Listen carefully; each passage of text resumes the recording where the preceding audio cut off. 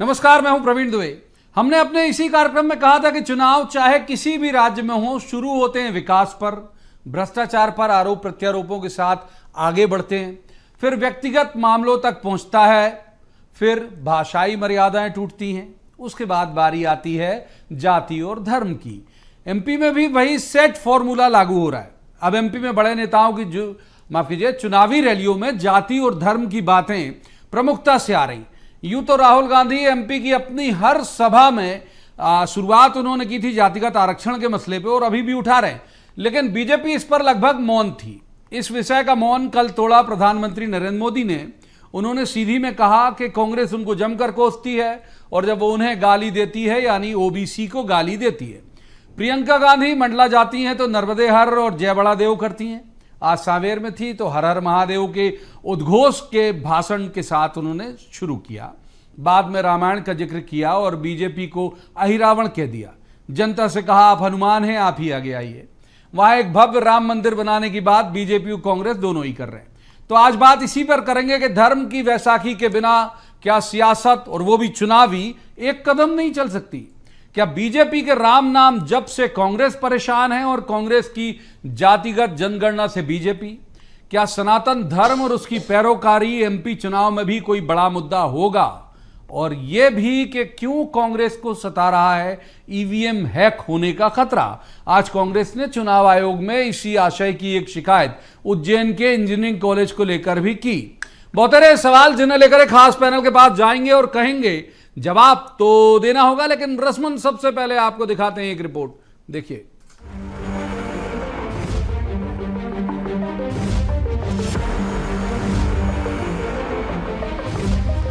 कांग्रेस के स्टार प्रचारक, बल्कि यूं कहिए कि पोस्टर फिगर, प्रियंका गांधी और राहुल गांधी के दौरों का विश्लेषण कर लेते हैं। प्रियंका सिर्फ उन्हीं सीटों का दौरा कर रही हैं जहां आदिवासी और दलित समाज के लोगों का बाहुल्य है।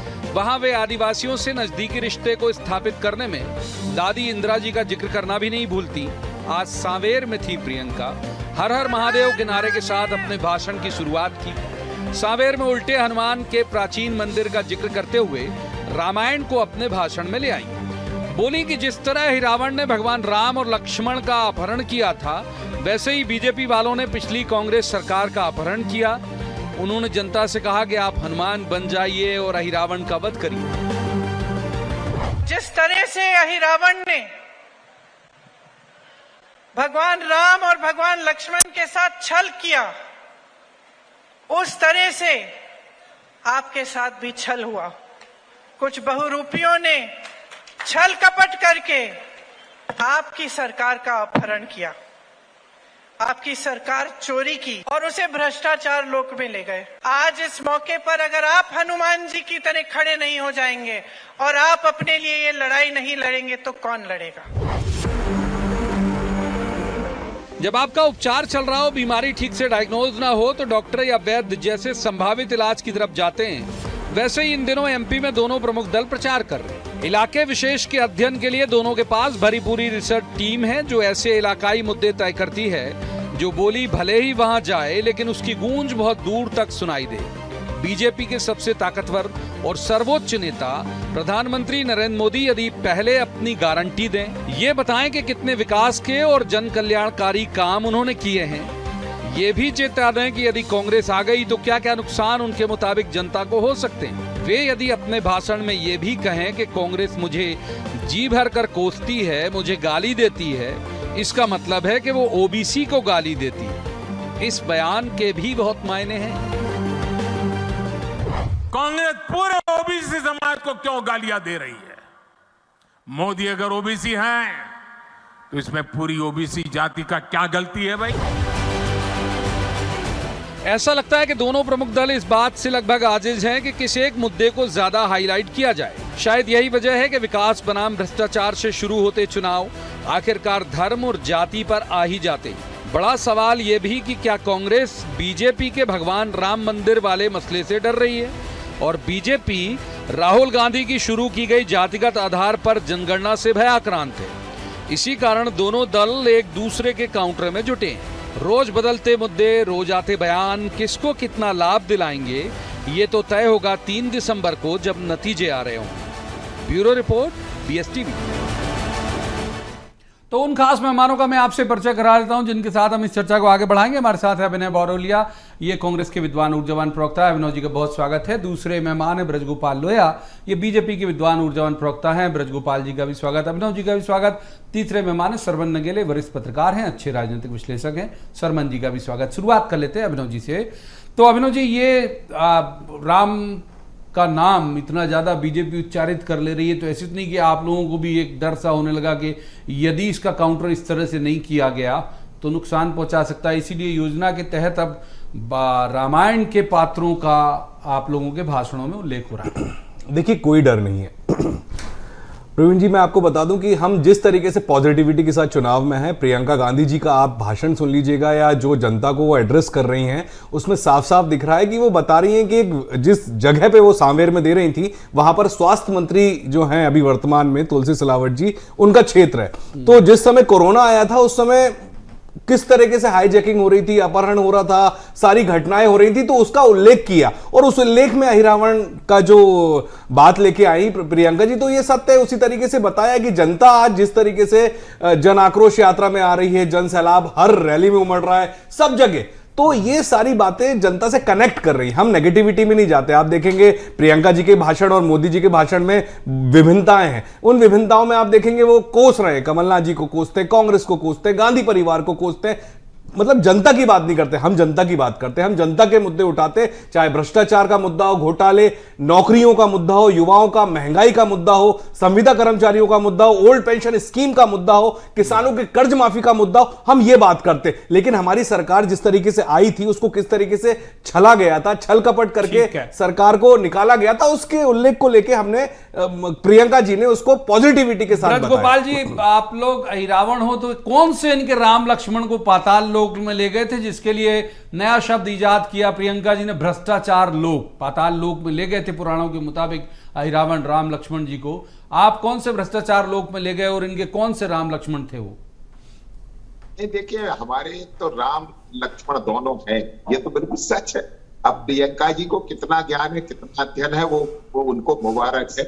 देखिए, मैं कुछ बातें बड़ी स्पष्ट करना चाहता हूँ जो अभी हमारे अभिनव जी कह रहे थे। यहाँ भ्रष्टाचार के मुद्दे पर ही चुनाव लड़ रहे हैं। इस देश को लूटने का काम जिन लोगों ने 65 वर्षों तक किया, उन भ्रष्टाचारियों से इस देश को मुक्ति चाहिए। हाँ, हम इसी मुद्दे पर चुनाव लड़ रहे हैं कि जिन्होंने किसान कर्ज माफी के वादे तो किए थे परंतु किसानों की कर्ज माफी नहीं की। हाँ, हम इसी मुद्दे पर चुनाव लड़ रहे हैं कि जिन्होंने 2018 में ये कहकर सरकार पाई थी कि हम युवाओं को रोजगार देंगे, नहीं तो 4000 रुपए बेरोजगारी भत्ता देंगे, और जब सरकार में आए तो उनसे कहने लगे कि हम आपको ढोर भगाने की ट्रेनिंग देंगे, कि बाजे बजाकर ढोर भगाएं और उस माध्यम से हम रोजगार देंगे। हम उसी मुद्दे पर चुनाव लड़ रहे हैं, परंतु कुछ लोग उसको जाति और धर्म में बांटने का काम करते हैं। राहुल जी जब आए उन्होंने जातियों में और धर्म में बांटने का प्रयास किया। प्रियंका जी भी आ रही हैं और देखिए, प्रियंका जी तो खुद कह देती हैं कि कांग्रेस के एक कार्यकर्ता ने मुझे गुलदस्ता दे दिया, इस गुलदस्ता में कोई फूल ही नहीं था, खाली गुलदस्ता था। इसी तरह से कांग्रेस के लोग जनता को छल करने का काम करते हैं। ये प्रियंका जी कह रही है, मैं नहीं कह रहा हूं। प्रियंका जी कह रही है किस तरह राजीव गांधी तक के चुनाव क्षेत्र में विकास के काम नहीं हुए, ये मैं नहीं कह रहा हूं, ये प्रियंका गांधी जी कह रही हैं। ठीक है ब्रजगोपाल जी, मोटी मोटी बात आपके लिए। तीसरे मेहमान को इन करते सरमन नगेले, मूल सवाल जो इस पूरी बहस का मर्म है उसको लेके जाएंगे। सरमन जी, धर्म और जाति की बैसाखी के बिना सियासत, और वो भी चुनावी सियासत, क्या एक कदम नहीं चल सकती? देखिए माननीय प्रवीण जी, इस बार के विधानसभा चुनाव में या 18 के विधानसभा चुनाव में धर्म और ये सारी चीज़ें बहुत तेज़ी के साथ उभरी हैं, और उसका उभरने का एक कारण है। कारण ये है कि जब 18 का चुनाव हुआ तो कांग्रेस पार्टी के नेता कमलनाथ जी के बारे में कहा गया कि वो सॉफ्ट हिंदुत्व की बात कर रहे हैं। लेकिन जो इस अभी का जो चुनाव हो रहा है, ये चुनाव तो कांग्रेस पार्टी के कमलनाथ जी सॉफ्ट हिंदुत्व नहीं, वो सबसे बड़े हिंदू और सबसे बड़े धर्म के रक्षक और सबसे बड़े धर्म प्रेमी या धर्म को फैलाने में, प्रचार प्रसार करने में, मतलब वो बहुत प्रभावशाली तरीके से धर्म का नेता बताने की कोशिश कर रहे हैं। हालांकि ये बात सही है कि भारतीय जनता पार्टी को धर्म की राजनीति सूट करती है, लेकिन उनसे बढ़ चढ़ कर कमलनाथ जी ये सब काम कर रहे हैं। ये इसलिए कर रहे हैं कि उनको लग रहा है कि इसके बिना हमारा मध्य प्रदेश में निकलना मुश्किल है, क्योंकि हमको यदि सरकार बनाना, हमको चुनाव जीतना है तो हमको मतदाताओं से कनेक्ट होना पड़ेगा।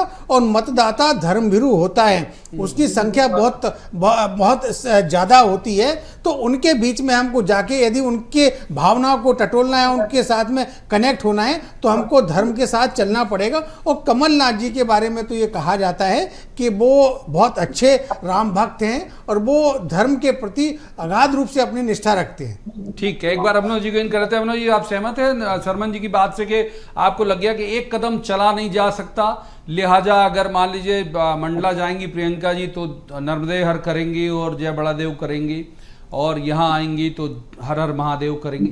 देखिए, मुझे ऐसा लगता है कि राजनीति में धर्म को लाना एक कोई विषय नहीं होता। सुरजेवाला जी ने पहले भी बोला था जब मंदिर के होर्डिंग्स लगाए गए थे, आप मंदिर के नाम पे वोट नहीं, जनता की समस्याओं पे चुनाव होता है, जनता की मूलभूत सुविधाओं पे चुनाव होता है। तो हम फोकस उसी पे करते हैं और उसी पे कर रहे हैं। कहीं पर गए, अगर वहां पे नर्मदे कहीं आरती करने गए, वहां पे अगर महिलाएं आई, पब्लिक आई, हजारों की संख्या में आई और वहां आरती कर रहे हैं, तो ये कोई एक इसमें ये इसको जोड़ना नहीं चाहिए कि इसमें ऐसा हो रहा है कि कांग्रेस तो दिखावा कर रही है, ढोंग कर रही है। अब कमलनाथ जी ने इतने सालों पहले मंदिर बनाया, ढोंग नहीं किया, कभी बताया नहीं कि मैंने मंदिर बनाया। दिग्विजय सिंह जी ने नर्मदा परिक्रमा करी, पैदल चले, सुबह 6 बजे से रात के 8 बजे तक, सब जानते, 6 महीने तक पैदल चले, कभी ऐसा ढिंढोरा नहीं पीटा। उन्होंने नहीं बोला मेरी धार्मिक यात्रा है, लेकिन अपने स्वयं के लिए किया। तो इन सब चीजों को बीजेपी ने क्या किया कि अरे ये तो, क्योंकि बीजेपी का एजेंडा ये रहा है कि हम तो सिर्फ धर्म की बात करेंगे, राम की बात करेंगे और हमें वोट मिल जाएंगे। तो 10 साल से सत्ता में वहां बैठे हुए, आई सत्ता भी इसी वजह से कि राम का नाम लेंगे, राम मंदिर के नाम पे वोट करेंगे। अब क्या है कि कुछ करने को नहीं है। जनता को डिलीवर क्या किया आपने कोई डिलीवरी तो दी नहीं है हमने। और जनता हम पे अट्रैक्ट इसलिए हो रही है, old pension scheme Himachal Pradesh में हम जिसे लाए तो कर्मचारी हमसे खुश है। किसानों के लिए जो हमने 100 रुपए 100 यूनिट बिजली अल्प समय की सरकार में आई थी, जनता हमसे खुश है। किसानों का 28 लाख का कर्जा माफ किया हमने, पटल पर है, 2 किसान हमसे खुश है। 76 लाख परिवारों का राजस्थान में गैस सिलेंडर दिया हमने। 3 तारीख तो आने दीजिए, तब पता लगे खुश है कि नहीं। एक बार ब्रज गोपाल जी को इन कर लेता हूं मैं। ब्रज गोपाल जी, आपने सुनी इनकी बात अभिनव जी की, और एक सवाल मैं एड ऑन जरूर उसमें कर देता हूं कि अभी तक मेरे सर्वोत्तम संज्ञान के मुताबिक भाई राहुल गांधी तो बहुत पहले दिन से खुल के बोल रहे हैं। पहले दिन एमपी की पहली रैली में उन्होंने बात यही करी, जातिगत आरक्षण पे बात करी। आपके तरफ से जवाब नहीं आया, लेकिन आया कल सीधी में प्रधानमंत्री नरेंद्र मोदी का। और क्यों लग रहा है आपको कि अगर ये ओबीसी की बात कर रहे हैं तो आप कहते हो भाई गाली दे रहे हैं क्योंकि मोदी ओबीसी है? उन्होंने अपने मुंह से कही है। नहीं प्रवीण जी, मैं आपको बताता हूं, बिल्कुल मोदी जी ने सही कहा है। आप मुझे बताइए ना कि नरेंद्र मोदी जी के साथ साथ उन्होंने पूरे समुदाय को गाली बकने का काम किया या नहीं किया, जिसमें उन्हें 2 वर्ष की सजा हुई। ये तो कानूनी सच है। दूसरी बात मैं अभी कहता हूं कि जो आप ओबीसी की जनगणना की बात कर रहे हैं, अपन मध्य प्रदेश के चुनाव की चर्चा कर ले। मध्य प्रदेश के चुनाव में भारतीय जनता पार्टी ने कांग्रेस से 8 ज्यादा ओबीसी समाज के लोगों को टिकट दिया है। तो आप ओबीसी के कल्याण की बात तो करते नहीं है, आप केवल ओबीसी को छलने की योजना बनाकर आए। जिस तरह पहले आपने किसानों, युवाओं और महिलाओं को छला था, उस तरह इस बार आप ओबीसी को छलने की कोशिश कर रहे हैं। दूसरी बात, आप अभी कह रहे थे हमारे साथी अभिनव जी कि जनता की समस्याएं, हमने जनता की समस्या के लिए काम किया है अभिनव जी, तभी मध्य प्रदेश विकसित मध्य प्रदेश बना है। मगर हमने जनता की मांग को भी ध्यान में रखा है। ये वही जनता है जो कहती थी कि सौगंध राम की खाते हैं, हम मंदिर वहीं बनाएंगे। तो हम उसको ये भी बताते हैं कि आपकी सौगंध को पूरा करने का काम भी हमने किया है और हमने जनता का कल्याण भी किया है। कांग्रेस पार्टी कभी ये बताए कि 65 वर्षों में एक भी योजना बता दे कि महिलाओं के कल्याण की ये थी और किसानों के कल्याण की ये थी। आप हमसे 18 वर्ष तीसरे में मान कर लेता हूं, फिर जाऊंगा। आपने जवाब देना चाहते हैं, एक बार शर्मन जी को इनकर लेता हूं। शर्मन जी, मूल सवाल फिर एक और कि क्या कांग्रेस को इनका राम नाम डरा रहा है इसलिए ये काउंटर कर रहे हैं, और क्या बीजेपी को कांग्रेस का ओबीसी यानी जातिगत आधार पर जनगणना डरा रहा है इसीलिए वो काउंटर कर रहे हैं? देखिए माननीय प्रवीण जी, ये बात तो सही है कि एक दूसरों के प्रति, उनकी नीतियों के प्रति लोगों की चिंता तो है दोनों दलों को, लेकिन मैं शुरू में मैं उस बात पे अपनी पूरी राय नहीं रख पाया था। जो ओबीसी का विषय है, जो माननीय मोदी जी ने उठाया है, देखिए मैंने अभी मैं एक पुस्तक पढ़ी है, उस पुस्तक में, वो पुस्तक बहुत बड़े विद्वान ने लिखी है, उसमें मोदी जी के संदर्भ में बहुत सारी चीजें कही गई हैं कि मोदी जी ने नेहरू जी से कुछ सीखा है, मोदी जी ने कुछ राजीव गांधी से सीखा, कुछ मनमोहन सिंह जी से सीखा, और मोदी जी ने बीपी सिंह से भी सीखा है। तो बीपी सिंह ने जब मंडल आयोग चालू किया था, मंडल आयोग की सिफारिशें जो ओबीसी के लिए बहुत फायदेमंद थी, वो मंडल आयोग की जो सिफारिशें वो लागू नहीं हो पाई है। तो मोदी जी को समय समय पर ये लगता है कि ओबीसी की बात की जाए तो बीजेपी के साथ में ओबीसी वर्ग का जो समाज है पूरे देश का, वो उतनी संख्या में नहीं है। तो सर माफ कीजिए, वक्त एक ब्रेक का हो रहा है, ब्रेक पर जाना पड़ेगा, हमारी मजबूरी है। तीनों मेहमान हमारे साथ लगातार जुड़े हुए हैं। ब्रेक के बाद जब वापस आएंगे तो इस मसले को और गंभीरता से आगे बढ़ाएंगे। आप कहीं मत जाइए, देखते रहिए बीएस टीवी।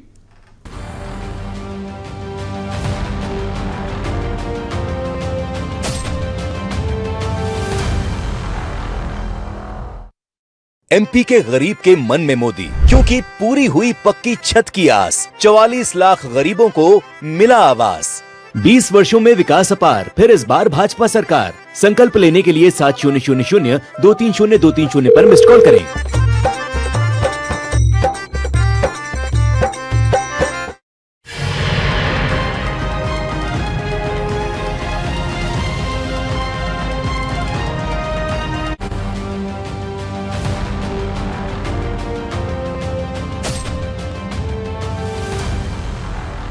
एक बार फिर स्वागत है आपका ब्रेक के बाद। ब्रेक पे जाने से पहले हम इसी मसले पर बात कर रहे थे, उससे आगे बढ़ाएंगे। एक बार अभिनव जी का को इन करते हैं इस चर्चा में।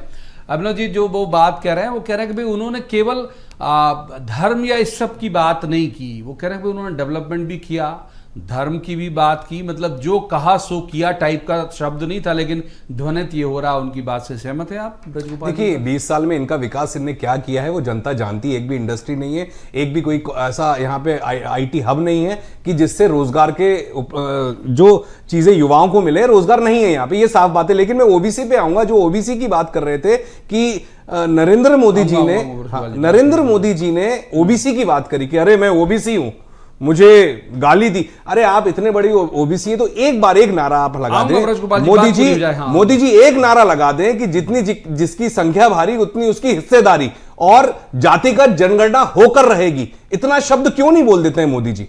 अगर इतने ही बड़े ओबीसी के हितैषी हैं और ओबीसी बन रहे हैं तो बोले। हम तो बोल रहे हैं कि जातिगत जनगणना होके रहेगी, और हमारे सारे राज्यों में शुरू भी हो गई है और हो जाएगी। कर्नाटक, हमारे ओबीसी मुख्यमंत्री हैं गहलोत जी, भूपेश बघेल जी, छत्तीसगढ़ में होगी।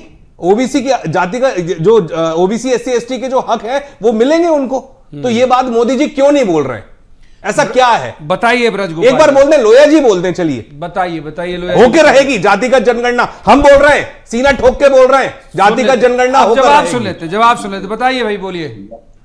जो अभिनव जी ने कहा है यही वो कहते हैं कि ये कांग्रेस की लाइन है कि जिसकी जितनी संख्या भारी उसकी उतनी हिस्सेदारी। कह के बताएं कि ये कांग्रेस करेगी, उसको आरक्षण को छेड़छाड़ करेगी, ये कह के बताएं। मैं आपसे फिर कह रहा हूं, कहां चलेगा? क्या घुमा रहे हो आप लोया जी? कहां क्या बात करने लगे? क्या बोल रहे हो आप मेरे भाई? अच्छा मैं क्या बोल दूं बताओ? कि मोदी जी ये कहते हैं, अरे आप एक मिनट रुक जाइए। अरे आप ही बोल दो। आपने कहा है, आपको रिवर्स करके सुन ले। प्रवीण जी थोड़ा सा इन्हें रोके, थोड़ा सा इन्हें रोके। चलो रुक गया। मैं अमूमन रोक लेता हूं। बोलिए। हाँ बोलिए। ये वो झूठे लोग हैं कि जो आज हमने भी कहा है कि इन्होंने, आपको याद होगा कि ये तो झूठ बोलते हैं चुनाव के समय। इन्होंने एक झूठ बोला छत्तीसगढ़ में हाथ में गंगा जल लेकर के हम शराबबंदी करेंगे। फिर वही वाली बात आ गई आपकी। सुन लेते फिर आप बोलोगे अब ओबीसी से आप गंगा जल शराबबंदी में चलेगा, ये क्यों कर रहे हो? आपकी बारी में सुनिए, ओबीसी की बात कर रहे हो, ओबीसी। अरे ओबीसी की, और केवल आपकी बातों का जवाब देने के लिए बाध्य नहीं है मध्य प्रदेश के 8.5 करोड़ क्यों नहीं है बात? तो फिर ओबीसी बनने की नौटंकी क्यों कर रहे हो भैया? अभिनव जी ये नौटंकी क्यों कर रहे हो? जब नहीं है दम तो फिर क्यों कर रहे हो? ओबीसी के हक की बात भी मत करो, ये ओबीसी विरोधी मानसिकता है। बारी में भी बोलेंगे फिर शोर हो जाएगा। ये नहीं होता लोया जी। से मिलती है नौटंकी किसे कहते हैं? अरे दिख रही है प्रवीण जी। बोलिए भाई, बोलिए ब्रजगोपाल जी, बोलिए। पहले आप में ट्रेन निकल जाएगी। बोलिए। मैं आपसे निवेदन करता हूं कि ये बीच में बोलते हो, बोलने नहीं देते। वो तो आप हमेशा ही कहते हो, साल नहीं भाई, मैं टोक रहा हूं लगातार के शोर हो जाएगा। मैं भी टोक रहा हूं, आप बात पूरी करिए। हाँ नहीं, मैं आपसे फिर कहूं, जिन लोगों ने झूठ बोला हिमाचल में, जिन्होंने झूठ बोला राजस्थान में, जिन्होंने झूठ बोला मध्य प्रदेश में, जिन्होंने झूठ बोला छत्तीसगढ़ में, वो आज नया झूठ बोलने मध्य प्रदेश के चुनाव में आ रहे हैं। हम ये कह रहे हैं कि आप हर चीज में झूठ बोल रहे हैं। आपने कभी होगी क्या? ठीक है, तीसरे मेहमान को इनकर लेते थी, आपने क्यों नहीं किया? ठीक है प्रवीण जी, पहले इस बात की माफी कांग्रेस कब मांगेगी कि इन्होंने जाति? अरे साहब, मैं माफी मंगवा नहीं सकता, या आपका मजाकिया हूं, आपका सवाल यार ऐसी बातें कर रहे हो। तीसरे में 18 साल से आप सत्ता में हो। माफ कीजिए ब्रजगोपाल जी, तीसरे में शर्मन नगेले बहुत देर से नहीं गया उनके पास, और उस वक्त ब्रेक के कारण उनको ज्यादा वक्त दे भी नहीं पाया था। शर्मन जी, आज प्रधानमंत्री ने कहा दमोह में बहुत सोच समझ के वोट करिएगा, मतलब उन्होंने बड़ा अंडरलाइन किया कि बहुत ये आप वोट जो दे रहे हो केवल एमपी की सरकार बनाने के लिए नहीं दे रहे हो जैसा, तो इसमें कुछ ऐसे लगता है कि कोई इनपुट है अंडर करंट का पीएम के पास भी? देखिए, ये बात तो सही है कि इनपुट तो रहते हैं, क्योंकि सत्ताधारी दल है, सारी इंटेलिजेंस की रिपोर्ट्स उनके पास उनकी स्कीमों की और उनके दल की पहुंचती है, तो उसके आधार पर उन्होंने जो अपना जो उनका मतलब कहने का तरीका है वो उन्होंने कहा है। हालांकि देखिए, माननीय नरेंद्र मोदी जी के बारे में हम लंबे समय से देखते आ रहे हैं कि वो बहुत सारी बातें इशारों में करते हैं, और वो इशारों में इसलिए करते हैं कि उनके कार्यकर्ता तक वो बात, वो मैसेज पहुंच जाए, उनका जो आनुषंगिक संगठन है बीजेपी के, उन तक वो जानकारी पहुंच जाए, जिससे कि वो चार्ज हो जाए और काम में लग जाए। अब देखिए, जहां तक जो ओबीसी का विषय है, मैंने उसमें थोड़ा बहुत अध्ययन किया है कि ये भारत की राजनीति अब ओबीसी केंद्रित होती जा रही धीरे धीरे। मोदी जी ने इसके पहले भी अपनी जात को लेकर या अपने उनके ऊपर जो जाति सूचक शब्दों का लेकर टिप्पणियां की गई थी, उसका भी उन्होंने समय समय पर उपयोग किया और उसको लाभ भी मिला मोदी जी को, लेकिन वो लाभ अब मिलता हुआ दिखेगा, इसमें संशय है, क्योंकि वो चुनाव एक दो हो चुके, निकल चुके। अभी तात्कालिक रूप से उनको इस तरह का किसी तरह की टिप्पणी उनके ऊपर नहीं आई है। और ओबीसी के साथ में एक समस्या ये है कि वो ओबीसी पूरा का पूरा समुदाय जो है ना, वो कुछ हद तक कांग्रेस पार्टी के साथ नहीं है, तो कुछ ज्यादा हद तक वो बीजेपी के साथ। उसकी वजह ये है कि बहुत समृद्ध होता है अमूमन ओबीसी। खैर, इस पे और अलग से कि ये मैटर ऑफ डिबेट है, कभी कर लेंगे। एक बार अभिनव जी को इन कर लेते हैं। अभिनव जी, दिग्विजय सिंह जी ने ग्वालियर में कहा कि ईवीएम के साथ छेड़छाड़ हो सकती है, तो कई वो देश हमेशा जो कई सालों से गिना रहा है, वो देश गिनाए कि वहाँ से की तरह यहाँ पर भी बैलेट पेपर पे क्यों नहीं होना चाहिए। आज आपके जो धनोपिया साहब हैं, उन्होंने कंप्लेंट भी करी चुनाव आयोग में कि साहब इंजीनियरिंग कॉलेज में ईवीएम अगर मान लीजिए रखी है तो छेड़छाड़ हो सकती। क्यों ईवीएम को लेके इतना खतरा आपके मन में है? देखिए, हम तो शुरू से सारे कांग्रेस पार्टी और सारे दल, मतलब यूपीए के रूप में हम चुनाव आयोग से कई बार मांग भी कर चुके हैं कि बैलेट पेपर से चुनाव हो, ईवीएम को बैन किया जाए, लेकिन नहीं हुआ। ठीक है, ये अपना लोकतंत्र है, जैसे चुनाव होगा वैसे एक्सेप्ट करने को तैयार, लेकिन इनपुट मिलते हैं, जहां भी इनपुट मिलते हैं, दिग्विजय सिंह जी को जो भी इनपुट मिला होगा तो उस हिसाब से उन्होंने बात रखी, अपनी बयान दिया उन्होंने, और धनोपिया जी ने आज चुनाव आयोग में शिकायत करी है। तो जहां पे जो दिक्कत आ रही है, जो ग्वालियर की समस्या बताई है, अगर वहां पे ऐसी चीजें आई हैं निकलकर कि एक ही कॉलेज में कहीं पर मशीन रखी है और उसका दुरुपयोग हो रहा है या जो भी हो रहा है, तो उसकी जांच होनी चाहिए। चुनाव आयोग की इसकी जांच, चुनाव आयोग को निष्पक्ष होकर इसकी जांच करना चाहिए कि कहीं कोई गड़बड़ी तो नहीं है या ऐसी कुछ चीज तो नहीं है जिससे चुनाव अफेक्ट हो या वोटिंग अफेक्ट हो या ईवीएम से कुछ नुकसान हो, क्योंकि ये जो लोकतंत्र का पर्व है, जनता वोट करती है और जनता के वोट की चोरी ना हो, इस पे तो ध्यान देना चाहिए। प्रवीण जी, तो भैया ब्रजगोपाल जी, आप लोग ईवीएम के साथ छेड़छाड़ करा सकते हो, ये आशंका है कांग्रेस की। आज मैंने दो उदाहरण बताए, एक दिग्विजय सिंह जी का बयान बताया और एक धनोपिया जी की कंप्लेंट बताई। मैं आपको बताऊं, ये इस तरह की शिकायतें हार की हताशा में करते हैं, और ये पहली बार नहीं हो रहा है। और जैसे ही चुनाव जीतते हैं तो उसी ईवीएम के समर्थन में खड़े हो जाते हैं जिसका विरोध करते हैं। मध्य प्रदेश, राजस्थान और छत्तीसगढ़ की सरकार बनाई आपने, हिमाचल की सरकार बनाई, कर्नाटक की सरकार बनाई, कर्नाटक में सरकार बनाई, और 10 से 12 जगह पर शिकायत की थी हमने, 10-12 जिलों में। भैया यार सुन लीजिए, ये बात सही है अभिनव जी, बात सही है। बोलिए ब्रजगोपाल जी, बोलिए। जब आपके वक्त वो मौन रहते करूंगा प्रवीण जी, बोलिए भाई, मैंने बोल दिया वाकई। बोलिए बात पूरी करिए, अब नहीं बोलेंगे वो। बोलिए। ये तकनीक विरोधी लोग हैं, ये गैर जिम्मेवार लोग हैं। आपको याद होगा, इन्होंने पेगासस का आरोप लगाया था, सुप्रीम कोर्ट ने कहा जिसको जांच की आवश्यकता है फॉर्म जमा करे, फॉर्म जमा करने से भाग गए। आपको याद है कि चुनाव आयोग ने कहा था कि ईवीएम हम रख रहे हैं, दुनिया का कोई भी भागा नहीं, जवाब दिया है उसको आप हैक करके बताइए। चुनाव आयोग चुनौती देता है तो कोई नहीं जाता है, सुप्रीम कोर्ट चुनौती देता है जांच की तो नहीं जाते। हमारी सरकार बनेगी लोया जी, हम सब करेंगे। ठीक है, शर्मन जी का एक शर्मन जी को हमारी सरकार बनेगी लोया जी, हम सब करेंगे। शर्मन जी सारी जांच सर करेंगे। बैठिए तो अरे बैठिए शर्मन जी को इन करते हैं। प्रवीण जी, अरे, क्या हो गया नहीं एकदम? होगी, ये चर्चा नहीं होगी। ये कौन सा तरीका है, आप मुझे बताइए ना। नहीं, मैं बोल रहा हूँ लगातार कि आपके बोलने के बाद अगर कोई नहीं रुक रहा है तो ऐसे आदमी लोया जी इतना गर्म क्यों हो रहे हो? ऐसा क्या बोल दिया मैंने? ठीक है, शर्मन जी को इन करते हैं। हमारी सरकार बनेगी, शर्मन जी को हम जांच कराएंगे। सर सही अरे तो हमारी सरकार बनेगी, हम जांच कराएंगे। चिल्लाने से क्या होता है? चिल्ला क्यों रहे हो आप? शर्मन जी को फालतू अपना बीपी बढ़ा रहे हो। शर्मन जी ईवीएम के साथ छेड़छाड़ की आशंका कांग्रेस जता रही है, आपकी टिप्पणी? देखिए माननीय प्रवीण जी, चुनाव आयोग ने एक मर्तबा नहीं कई मर्तबा कहा है और लोगों को आमंत्रित भी किया है कि गलती बताइए, कि आप ईवीएम में हैक करके कर सकते हैं। आप कीजिए। अभी तक तो कोई प्रकट हुआ नहीं है।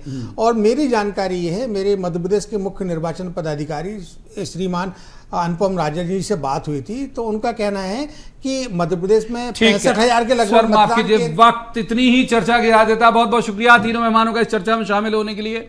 तो ये सब आप देख रहे होंगे लगातार, हर दिन एक नया आरोप, हर दिन एक नया वादा, हर दिन एक नई घोषणा।